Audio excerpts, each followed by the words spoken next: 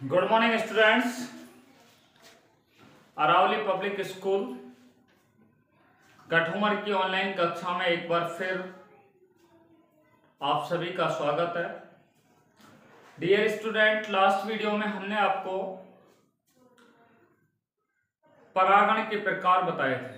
परागण दो प्रकार का होता है, एक होता है स्वपरागण, दूसरा होता है परपरागण। स्वपरागण के बारे में मैंने बताया है कि परागकण होते हैं, ठीक है, वो पराग कोश से क्या होता है, मुक्त होता है। परागकण जो होते हैं वो पराग कोश से क्या होते हैं, मुक्त होते हैं। और मुक्त होने के पश्चात, ठीक है, या तो वो परागकण उसी पुष्प की वर्तिकाग्र पर या उसी पौधे के अन्य पुष्प की वर्तिकाग्र पर क्या हो जाता है, स्थानांतरित हो जाता है। उसे क्या कहते हैं, स्वपरागण कहते हैं। स्वपरागण दो प्रकार का होता है, एक होता है समयुग्मन ऑटोगेमी और दूसरा होता है सजात पुष्पी परागण। समयुग्मन में क्या है कि देखिए ये क्या है, मैंने आपको बताया था,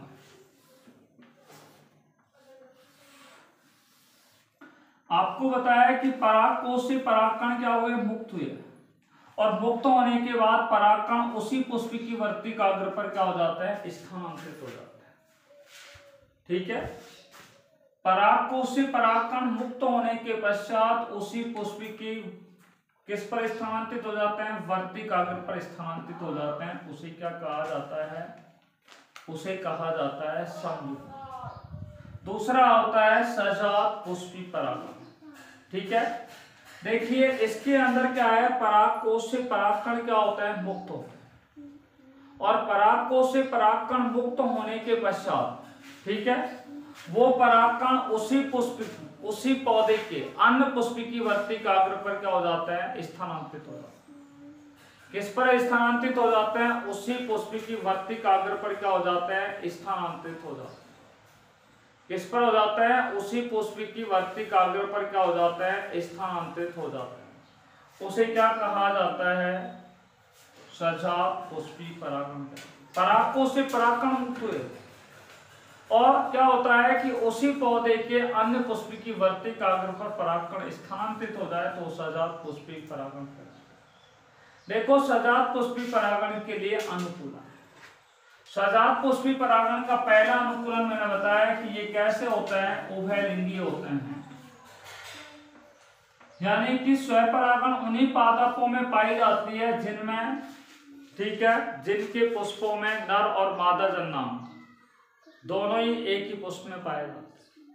अर्थात ऐसे पादप जिनके पुष्प में नर और मादा ये दोनों प्रकार के जन्म यदि एक ही पुष्प में उपस्थित हो तो उसे क्या कहा जाता है, क्या कह सकते हैं हम, स्वपरागण हो सकता है। तो स्वपरागण के लिए पहला अनुकूलन मैंने आपको बताया उभयलिंग का।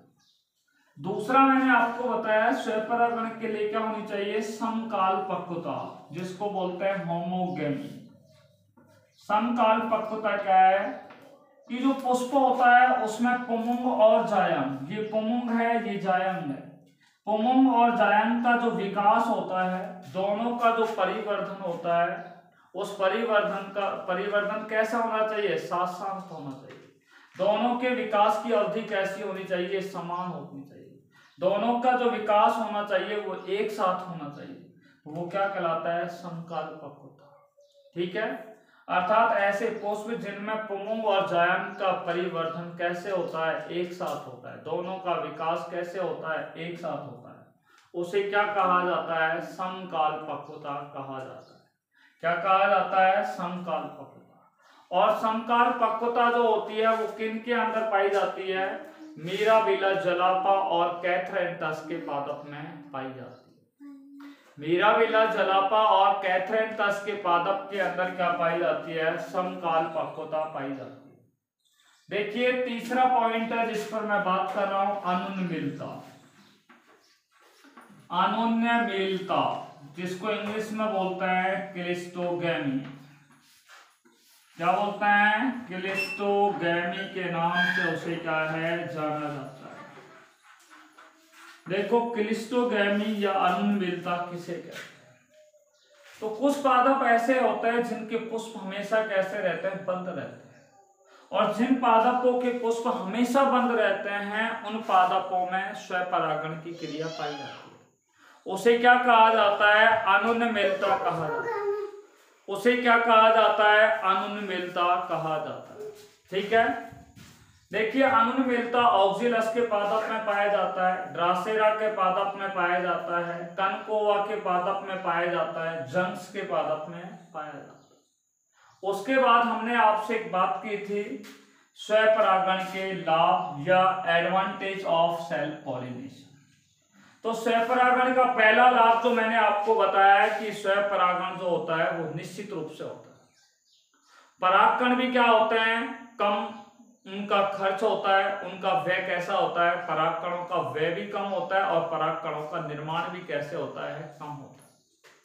स्वपरागण की क्रिया द्वारा हम जो नुकसानदायक लक्षण होते हैं, जो बेकार के लक्षण होते हैं, उन्हें प्राकृतिक विधि के द्वारा क्या कर सकते हैं? बाहर निकाल सकते हैं। किस विधि द्वारा बाहर निकाल सकते हैं? प्राकृतिक विधि द्वारा उनको बेकार के लक्षणों को या नुकसानदायक लक्षणों को वहां से हम क्या कर सकते हैं? रिमूव कर सकते हैं, हटा सकते हैं। देखिए स्वपरागण की क्रिया द्वारा समयुग्मनजी संतति का क्या होता है? निर्माण होता है। तो स्वपरागण की क्रिया द्वारा कौन सी संतति का निर्माण होता है? समयुग्मनजी संतति का क्या होता है? निर्माण होता है। Homozygous offspring is formed by the self pollination. ठीक है, और इस विधि का उपयोग किस में किया जाता है? फेल सेफ विधि में किया जाता है। ठीक है, देखिए परागकण जो होते हैं, ठीक है, परागकण संस्थान जो होते हैं उनको कीटों को आकर्षित करने के लिए, परागकण जो संस्थान होते हैं उन परागकण संस्थानों को कीटों को आकर्षित करने के लिए, ठीक है, पुष्पों की आवश्यकता नहीं होती है। किसकी आवश्यकता नहीं है? आकर्षक पुष्पों की आवश्यकता नहीं होती। सबसे अंत में मैंने बताया कि स्वपरागण की जो क्रिया होती है उस स्वपरागण की क्रिया में पौधे को अधिक परागकणों के निर्माण की आवश्यकता भी नहीं होती है। तो स्वपरागण की क्रिया में पौधों को क्या है? अधिक परागकणों के निर्माण की आवश्यकता क्या है? नहीं होती। अब बात करते हैं, आज जो हम आपसे चर्चा करेंगे वो स्वपरागण की हानियां या डिसएडवांटेज ऑफ सेल्फ पॉलिनेशन। तो आज बात करते हैं डिसएडवांटेज ऑफ सेल्फ पॉलिनेशन पर। सब्जेक्ट बायोलॉजी,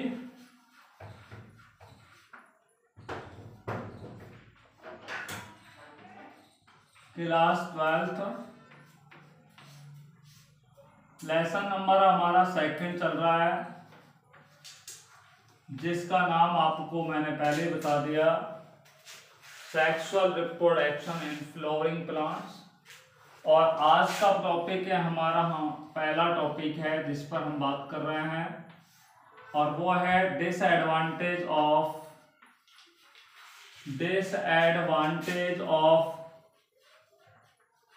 सेल्फ पॉलिनेशन, स्वपरागण की हानियां। सेल्फ पॉलिनेशन,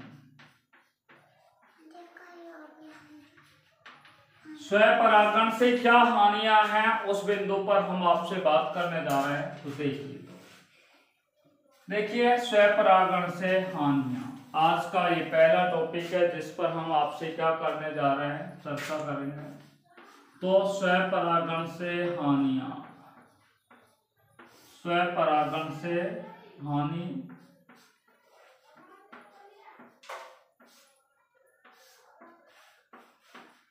क्या नुकसान होते हैं स्वपरागण कराने से, उस पर हम बात कर रहे हैं। देखिए स्वपरागण की क्रिया द्वारा नए लक्षण जो होते हैं वो विकसित नहीं होते। अगर स्वपरागण की क्रिया द्वारा हम नए पादपों का निर्माण कर रहे हैं तो वहां पर नए लक्षणों का विकास नहीं होगा। ठीक है, नए लक्षण स्वपरागण की क्रिया द्वारा विकसित नहीं होते हैं। New characters is not developed by the self pollination.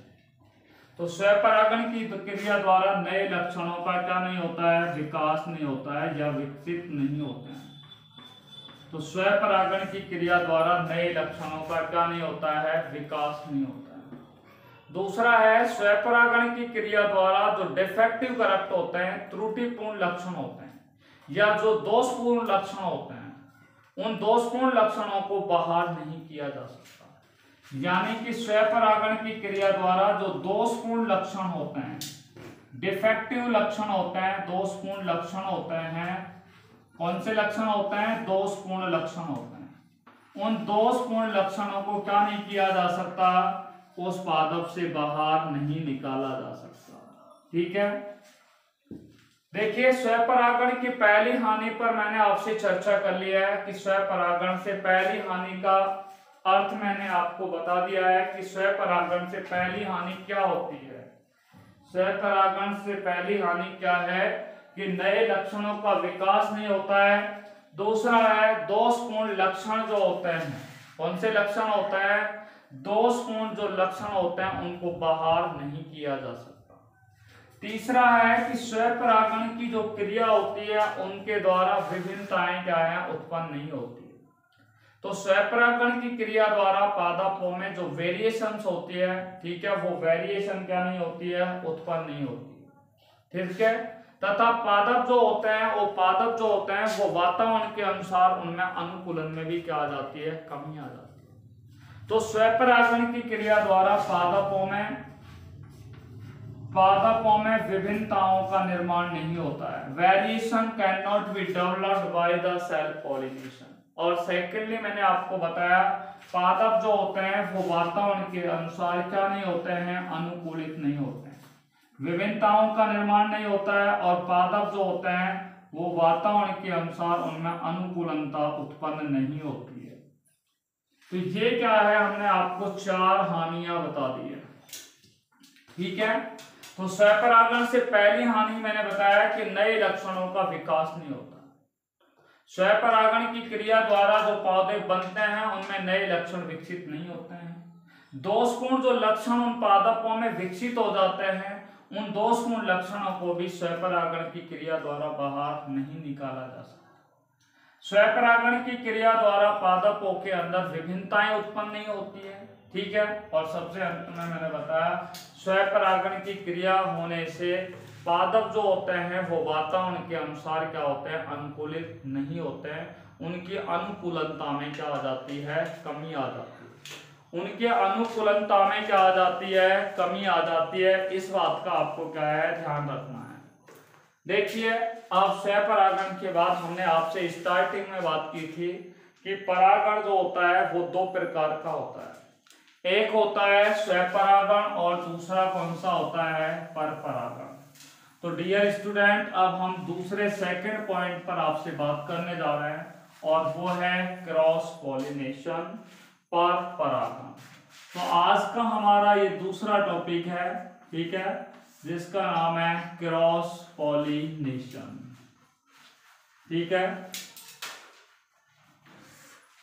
परपरागण या क्रॉस पॉलिनेशन को हम परिभाषित कर रहे हैं। सबसे पहले देखो परपरागण क्या है।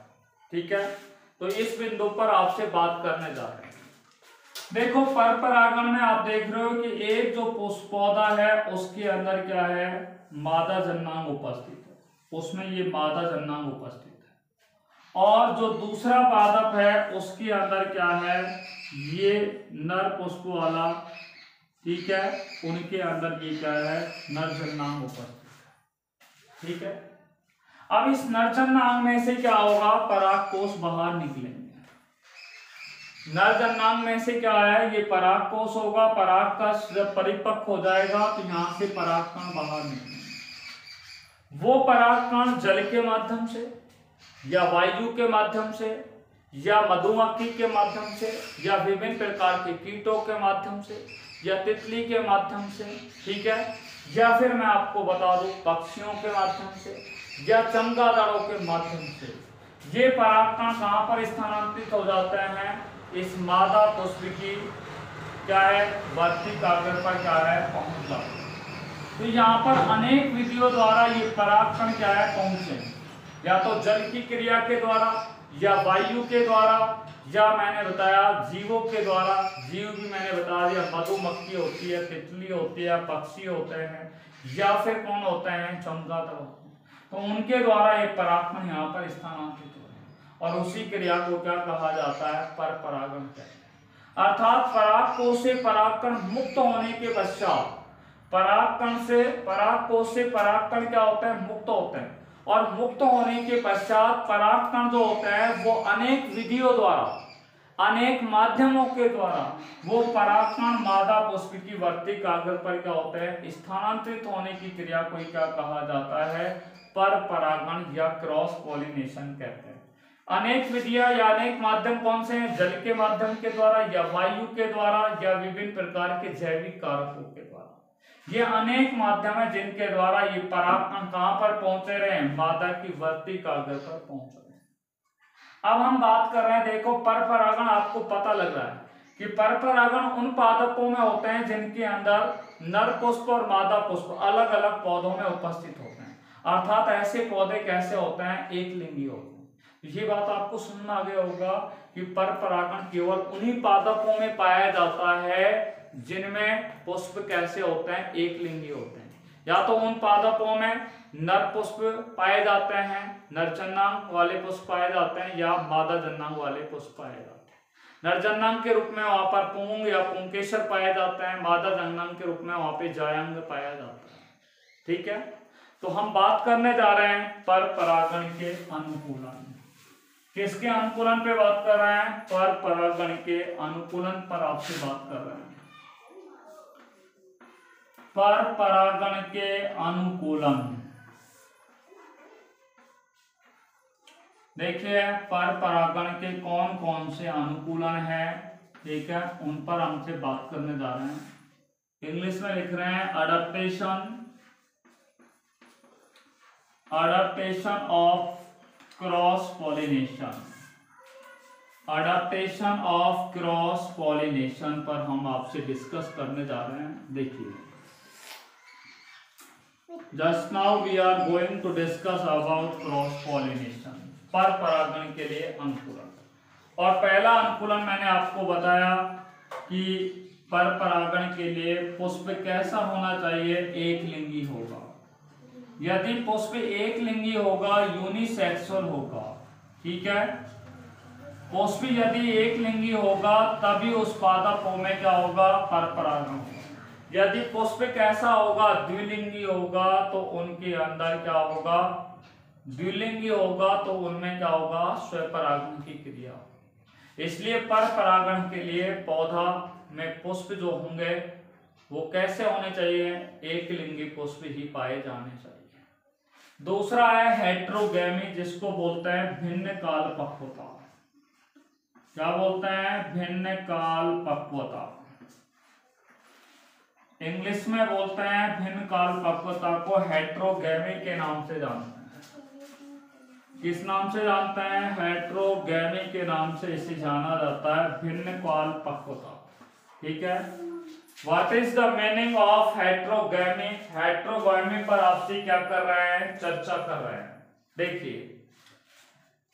देखिए भिन्न काल पक्वता में क्या है कि जो पादप होते हैं उन पादपों में पुंग, ठीक है, पादपों में पुष्प होते हैं, और पुष्प जो होते हैं उनमें पुंग और क्या पाए जाते हैं, जायंग पाए जाते हैं। और पुंग और जायंग का विकास है वो एक साथ नहीं होता। ठीक है, ये याद रखने की बात है कि पुंग और जायंग का विकास जब एक साथ नहीं हो तब वहां पर क्या होगा, पर परागण की क्रिया होगी। यदि पुंग और जायंग का विकास एक साथ हो जाए, दोनों का जो परिपक्वन अवधि है, दोनों का जो डेवलपमेंट आवर्स हैं वो अगर समान होगा तो वहां पे क्या होगा, स्वपरागण होगा। यदि पुंग और जायंग का विकास या परिपक्वन की अवधि कैसी हो, ठीक है, भिन्न भिन्न हो, परिपक्वन कैसा हो, अलग अलग हो, परिपक्वन की अवधि अलग अलग हो, तो वहां पे क्या होगी, भिन्न काल पक्वता पाएगा। अर्थात पुंग और जायंग का जो परिपक्वन काल होता है वो कैसा होता है, भिन्न भिन्न होता है। पुंग और जायंग का परिपक्वन काल कैसा होता है, भिन्न भिन्न होता है, उसे क्या कहा जाता है, भिन्न काल पक्वता कहा जाता है। देखो भिन्न काल पक्वता है वो दो प्रकार की होती है। अब बात करते हैं भिन्न काल पक्वता के प्रकार, टाइप ऑफ हेट्रोगेमी पे बात करते हैं। और भिन्न काल पक्वता कितने प्रकार की होती है, दो प्रकार की होती है। देखो पहला है पुपूर्ता, इंग्लिश में बोलते हैं प्रोटोएंड्रस। क्या बोलते हैं, प्रोटोएंड्रस के नाम से जानते हैं, और दूसरा होता है स्त्री पूर्णता। क्या होता है, स्त्री पूर्णता, जिसको इंग्लिश में बोलते हैं प्रोटोगैमी। क्या बोलते हैं, प्रोटोगैमी के नाम से जानते हैं। सबसे पहले बात करते हैं पूर्णता। पू का अर्थ होता है पुलिंग, पुलिंग का अर्थ होता है पुंलिंग, और पूर्णता का अर्थ होता है पहले। अर्थात ऐसे पौधे, ठीक है, जिनके पुष्पों में पुंलिंग का विकास कैसे होता है, पहले होता है, और जायंत का विकास कैसे होता है, बाद में होता है। यानी कि ऐसे पुष्प, ठीक है, जिनमें पुंलिंग का विकास तो पहले होता है और जायंत का विकास कैसे होता है, बाद में होता है। उन्हें क्या कहा जाता है, कुपूर्ता। जैसे मैं बता दूं, साल्विया का जो पौधा होता है, वो साल्विया के पौधे के अंदर क्या है कि नरजनांग वाला साल्विया होता है, ठीक है, यानी कि एक लिंगी पुष्प होता है साल्विया में। उसमें नरजनांग का विकास क्या है, मैं आपको बता दूं, पहले हो जाता है, यानी कि पुंलिंग का विकास पहले होता है। जायंत का विकास उनके अंदर कैसे होता है, बाद में होता है। इसलिए वहां पर क्या पाई जाती है, भिन्न काल पक्वता पाई जाती है। इसलिए पहले पुंलिंग का विकास हो रहा है तो उसे क्या कहते हैं, पुपूर्ता कहते हैं। और यदि जायंत का विकास पहले होगा और पुंलिंग का विकास बाद में होगा तो वो क्या कराएगा, स्त्री पूर्णता। नाम से अगर आप देखना चाहें, स्त्री का मतलब है जायंत और पूर्णता का अर्थ होता है पहले। यानी कि स्त्री केसर या जायंत का विकास कैसे होता है, पहले होता है, ठीक है, परंतु पुंलिंग का विकास कैसे होता है, बाद में होता है। स्त्री केसर या जायंत का परिवर्तन पहले होता है, डेवलपमेंट फर्स्ट होता है, और जायंत पुंलिंग का विकास कैसे होता है, बाद में होता है। वो क्या कहलाता है, स्त्री पूर्णता।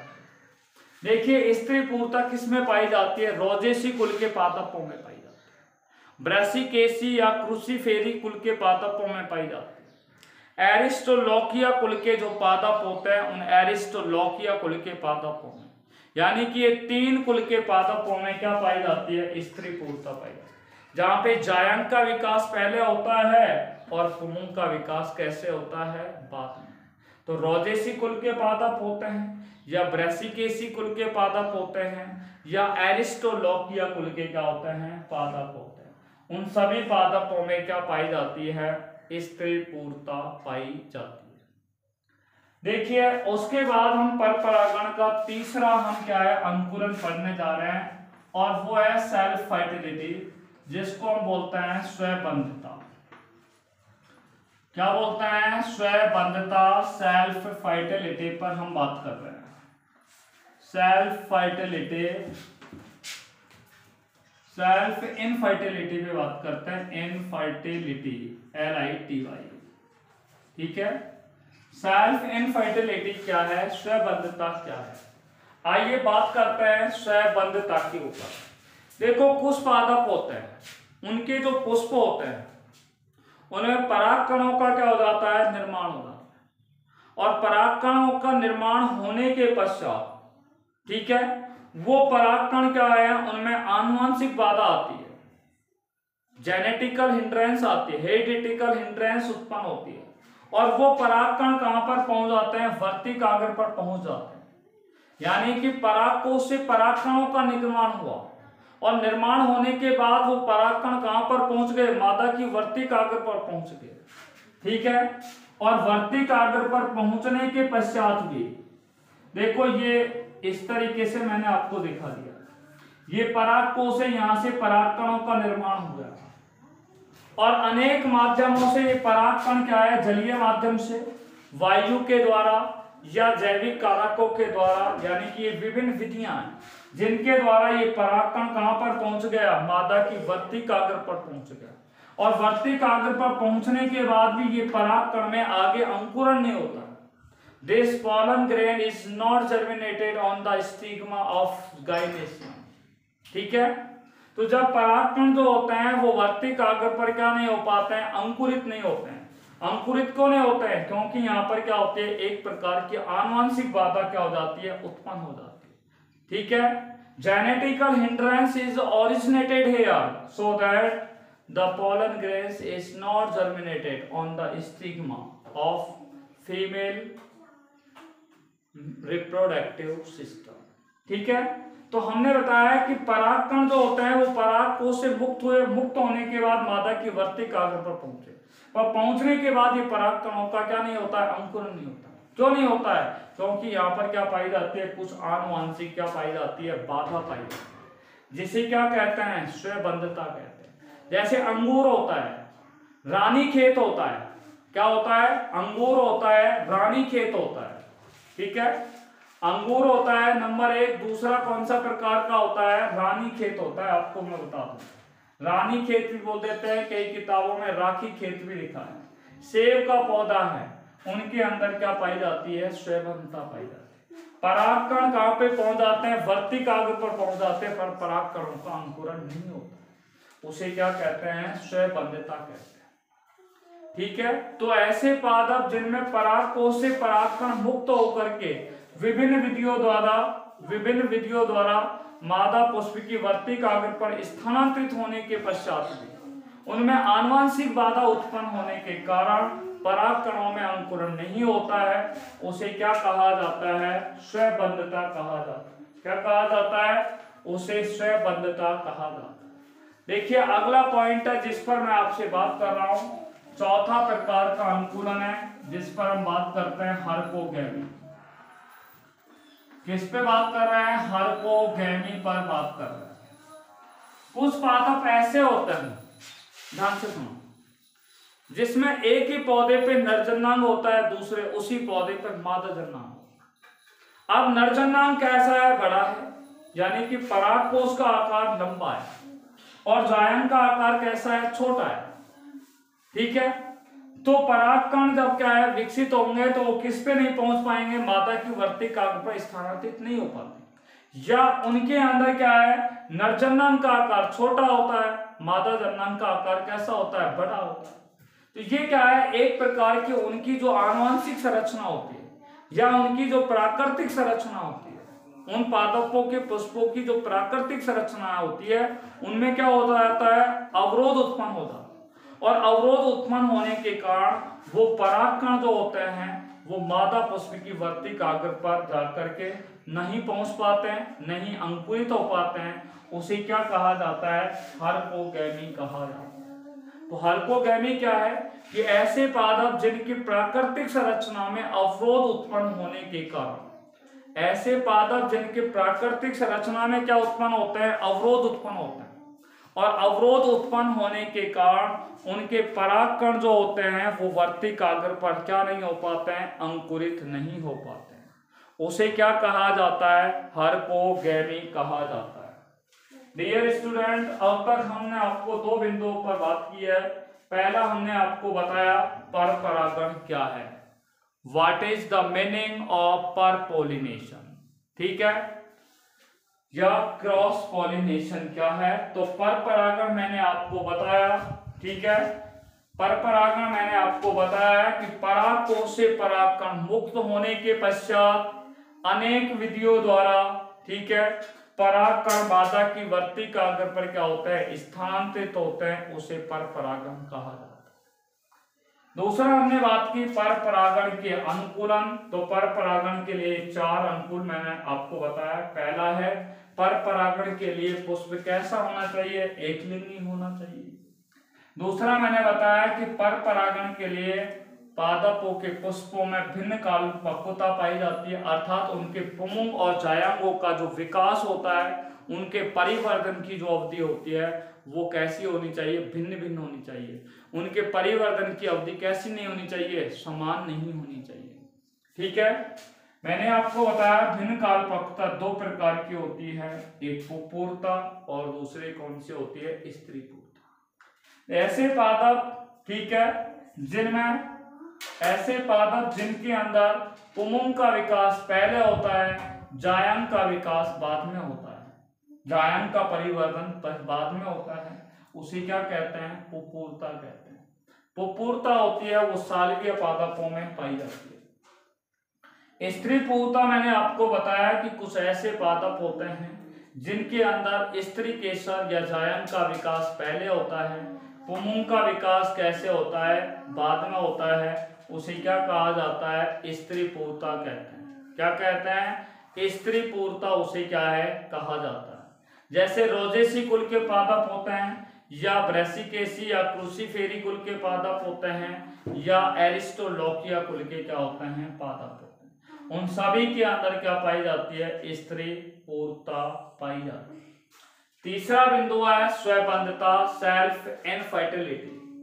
कुछ पादप ऐसे होते हैं जिनके परागकोश से परागकण मुक्त होते हैं, और मुक्त होने के बाद वो कहां पर पहुंच जाते हैं मादा की वर्तिकाग्र पर पहुंच जाते हैं, और पहुंचने के पश्चात वो परागकण होते हैं वो अंकुरित नहीं होते हैं। ठीक है, और अंकुरित जब नहीं होते हैं, क्यों नहीं होते हैं? क्योंकि उनमें परागकणों में क्या पाए जाते हैं कुछ जेनेटिकल अवरोध पाए जाते हैं, आनुवांशिक अवरोध पाए जाते हैं, जिसके कारण वो परागकण वहां पर अंकुरित नहीं हो पाते हैं। उसे क्या कहते हैं स्वबंधता या सेल्फ इनफर्टिलिटी कहते हैं। और लास्ट मैंने आपको बताया हर्कोगेमी।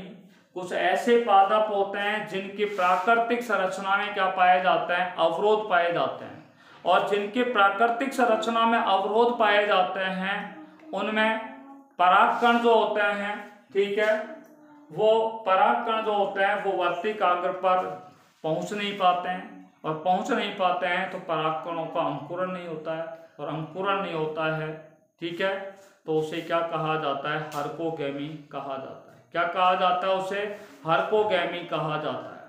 ठीक है डियर स्टूडेंट, अब जो हम आपसे नेक्स्ट टॉपिक पर बात करेंगे, ठीक है, देखिए अब हमारा रह गया है यहाँ पे पर परागण के लाभ और हानियां, एडवांटेज ऑफ क्रॉस पॉलिनेशन और डिसएडवांटेज ऑफ क्रॉस पॉलिनेशन।